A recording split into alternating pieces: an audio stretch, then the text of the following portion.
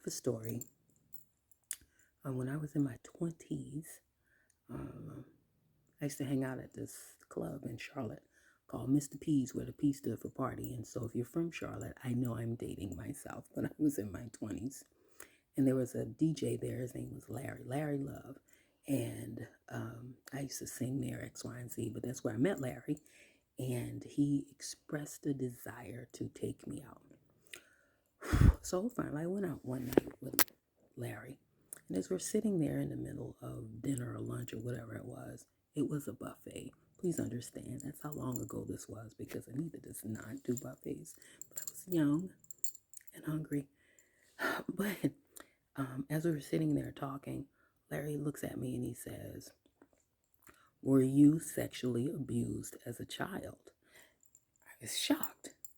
What's he talking about? Why would he ask me that? Blah, blah, blah, blah, blah. Well, of course, I denied it. But guess what? It was true. So I went home and I began to question myself and asking myself, what was it about me that would make him ask me that? Like, sure, I've been abused, but I'd pushed it down. I'd hidden it. I ain't talk about it the whole nine. I just didn't, because you didn't, especially when you weren't healed. So finally, I pulled myself together and I called Larry in tears because he knew my secret. And he said to me, I know because I was abused. And he said to me, get some help. You cannot treat this by yourself. It's like cancer.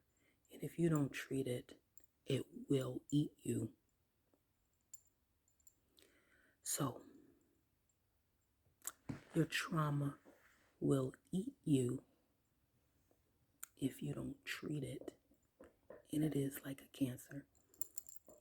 You can't treat cancer by yourself. There are specialists. There are people that are trained in what to do with this thing. Get you some help. I'm a whole person.